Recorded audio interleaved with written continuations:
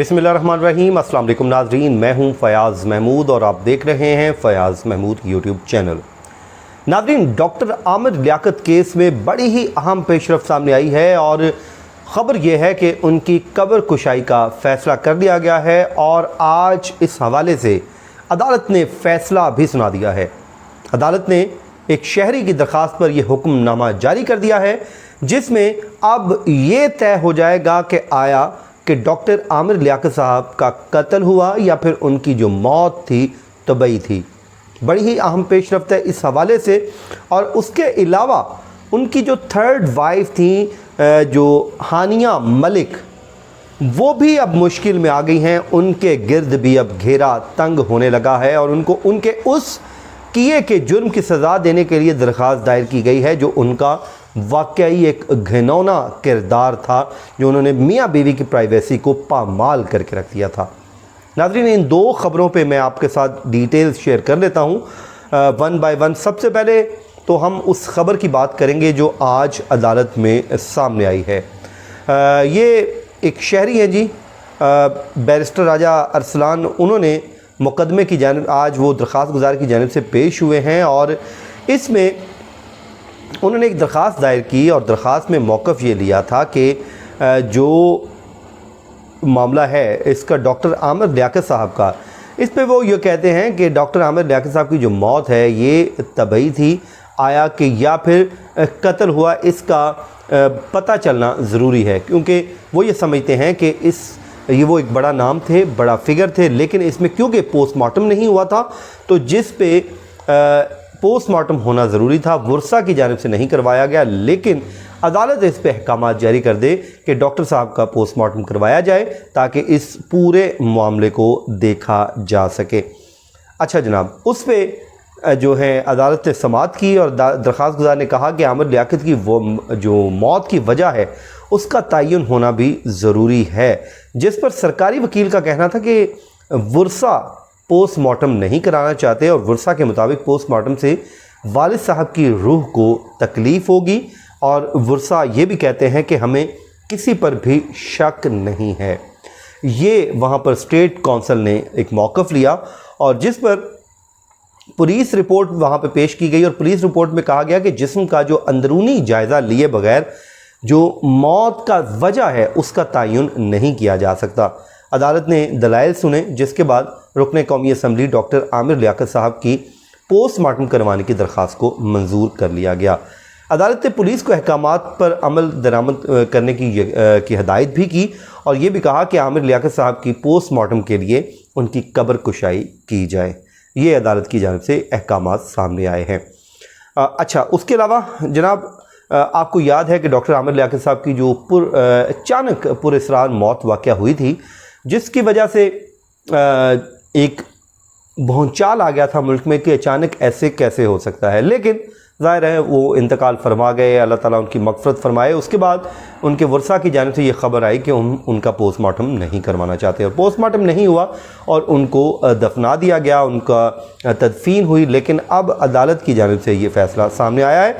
दरख्वास्त में ये भी मौक़िफ़ लिया गया था कि आमिर लियाकत की अचानक मौत से उनके मद्दाहों में शकूक व शुबहात हैं। शुबा है कि आमिर लियाकत को जायदाद के तनाज़े पर कत्ल किया गया है। वाज़ेह रहे कि आप याद है कि इस हवाले से आमिर लियाकत से 9 जून को अचानक इंतकाल कर गए थे और वो अपने घर में मुर्दा हालत में पाए गए थे, जिसके बाद उन्हें हस्पताल मुंतकिल किया गया जहाँ डॉक्टर्स ने उनकी मौत की तस्दीक की। ताहम आमिर लियाकत साहब के अहले खाना ने पोस्टमार्टम से इनकार कर दिया था, जिस वजह से आज तक ये तयन नहीं हो सका कि उनके मौत की आखिर वजह क्या बनी थी।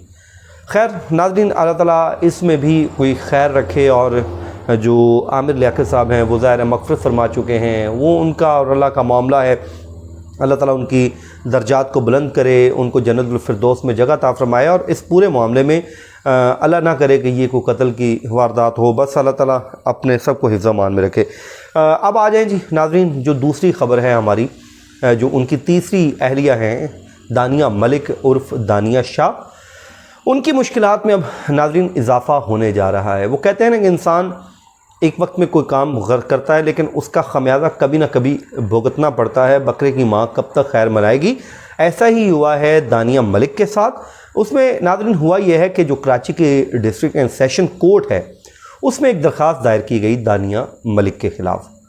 وہ سماجی تنظیم کی جانب سے یہ درخواست دائر کی گئی جس میں کہا گیا کہ دانیہ نے عامر لیاقت صاحب کی نازیبا ویڈیو سوشل میڈیا پر وائرل کی۔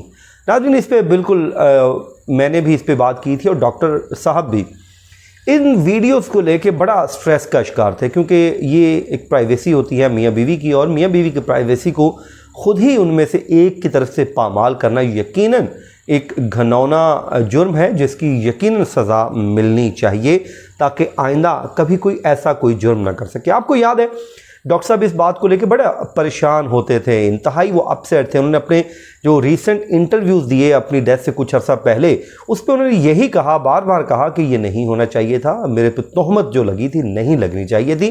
وہ ان چیزوں کو لے کے بہت پریشان تھے اور مینٹلی وہ سٹریس کا شکار تھے، اور کہنے والے تو یہ بھی کہتے ہیں کہ وہی سٹریس ہی ان کی موت کی وجہ بنا ہے کہ وہ مسلسل پریشان تھے اپنی ان چیزوں کو لے کے۔ ظاہر ہے انسان کی ایک پرائیویسی ہرٹ ہوئی ہے، اور انسان کے پاس ہوتا کہ ایک پرائیویسی اس کی لائف ہوتی ہے، اگر وہ بھی اس طرح سرے بازار اس کو لا کے رکھ دیا جائے تو وہ انسان اپسٹ تو ہوتا ہے، کوئی بھی ہو، ڈاکٹر صاحب کی جگہ پہ کوئی اور ہوتا تو وہ بھی ہوتا۔ لیکن دانیہ نے یہ بہت زیادتی کی تھی، ان کے ساتھ یہ ظلم کیا تھا، اس کی ان کو سزا ملے گی ہی ملے گی، کیونکہ یہ ایسا جرم ہے جس کی جو معافی ہے وہ ڈاکٹر صاحب ہی دے سکتے ہیں، باقی اللہ تعالیٰ بہتر جانتا ہے اس پہ کیا ہو سکتا ہے۔ اچھا، اس کے بعد جناب یہ ویڈیو وائرل ہوئی تو جس کے بعد درخواست میں یہ بھی کہا گیا کہ عدالت FIA کو دانیہ ملک کے خلاف کارروائی کا حکم جاری کرے، اور اس میں سائبر کرائم اور دانیہ کو فریق بنایا گیا تھا۔